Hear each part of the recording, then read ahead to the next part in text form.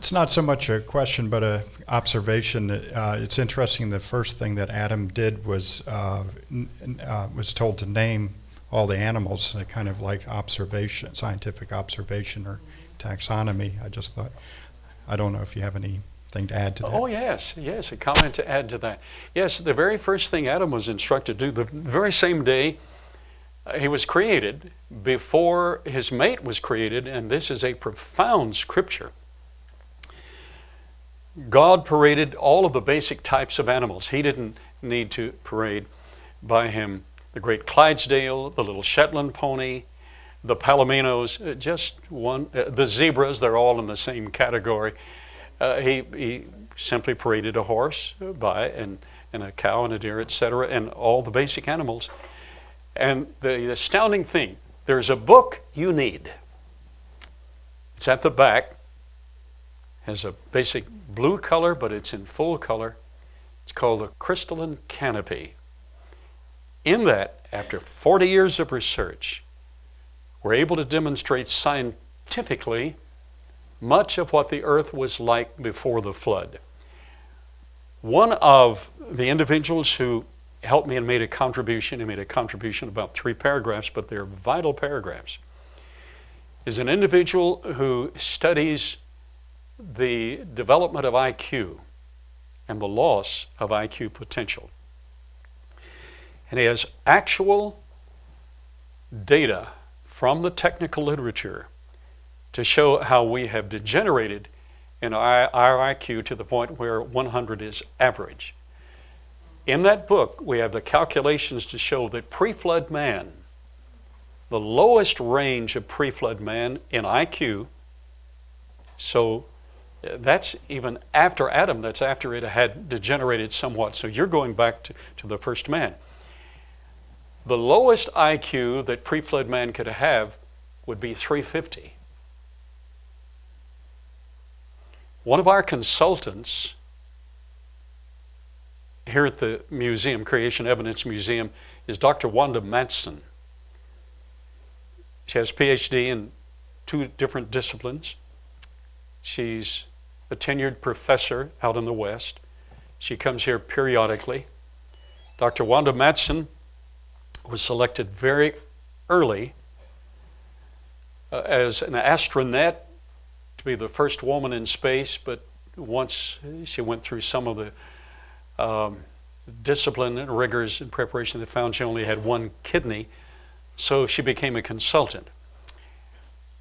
She wrote a treatise, a technical paper in technical language, detailing a suggested experiment that NASA should perform.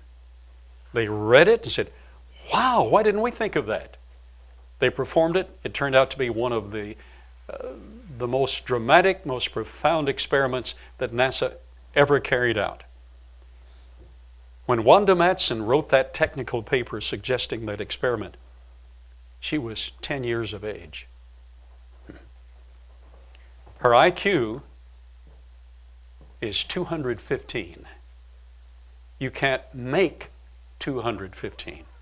200 is the threshold. But on every test she took, it was over the top, so finally they had to give her 215 as a low. Well, she would still be in grade school if she were in a pre-flood world with 215. But if she were in a pre-flood world, she would have the higher range of IQ. So 350 is the lower range of IQ, and that's all in the book. The higher range is 1200 IQ. That means the ability not only to think fast, but to associate all the parameters that you already have knowledge about.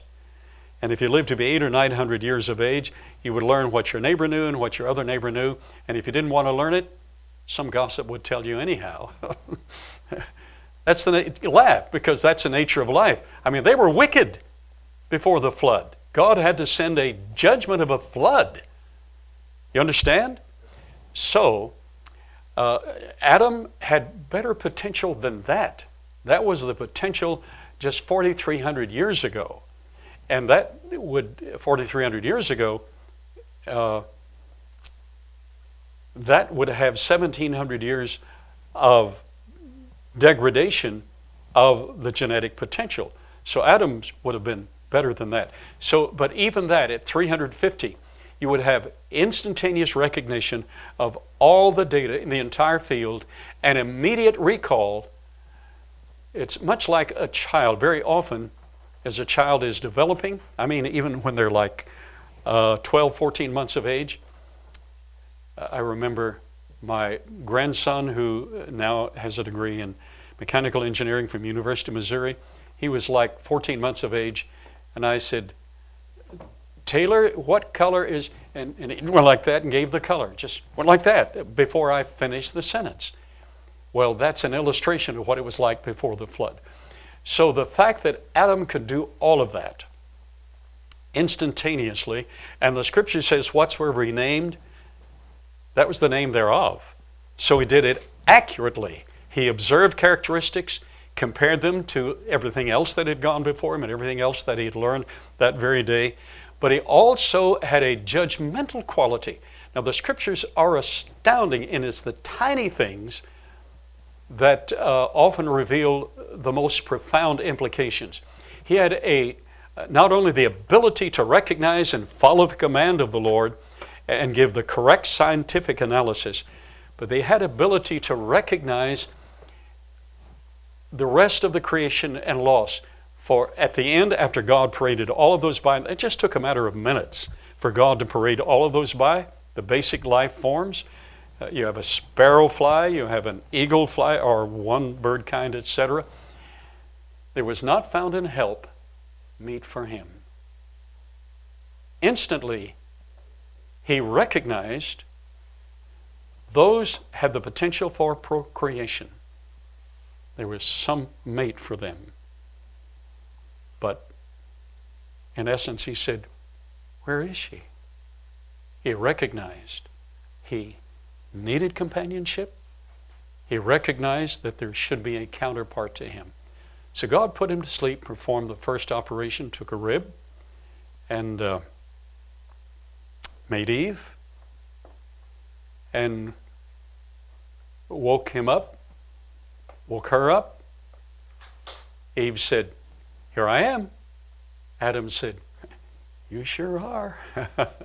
He recognized her beauty, her charm, and she was the last mark of the creation until Jesus recreated at the marriage of Cana of Galilee. Do you understand how important it is?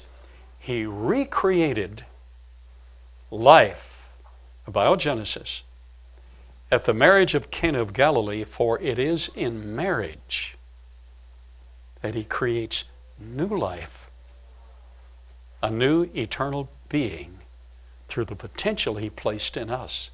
Wow. Thanks for that question.